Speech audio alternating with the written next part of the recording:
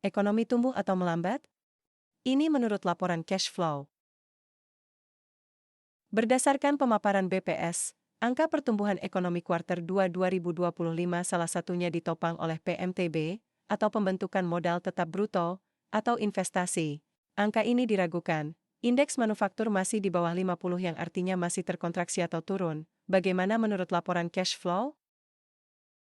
Secara umum, laporan keuangan terdiri dari komponen, balance sheet atau neraca, income statement atau rugi laba, perubahan modal, cash flow atau arus kas.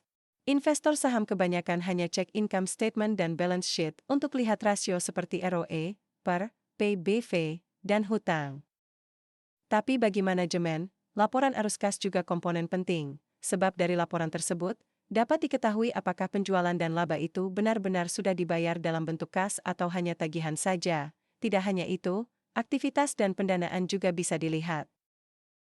Ada 3 komponen dalam laporan arus kas: operating cash flow, investing cash flow, financing cash flow. Sesuai namanya, operating cash flow melihat operasional penjualan ke pelanggan, pembayaran ke pemasok, gaji karyawan. Kalau positif berarti kas masuk operasional lebih dari kas keluar.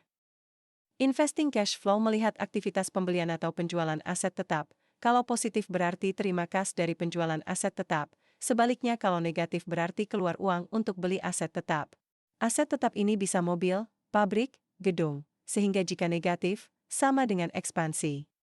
Financing cash flow melihat aktivitas terkait permodalan dan hutang. Kalau positif berarti terima kas dari pinjaman bank, penerbitan obligasi, tambahan modal pemegang saham. Sebaliknya kalau negatif berarti melunasi hutang ke bank atau ke obligasi, atau bayar dividen ke pemegang saham. Idealnya OCF Operating Cash Flow Plus, untung. ICF Investing Cash Flow minus, ekspansi. FCF Financing Cash Flow minus, bayar dividen.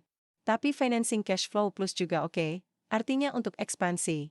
Tidak cukup dari keuntungan operasional tapi perlu tambahan hutang atau modal juga.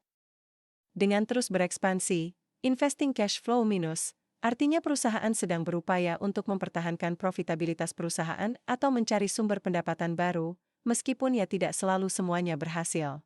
Berikut contoh laporan cash flow BIAN. OCF plus 581. ICF minus 75. FCF minus 640.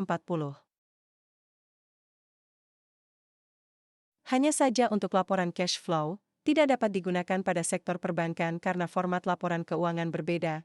Contoh BBCA, ICF-nya termasuk pembelian efek surat berharga seperti obligasi.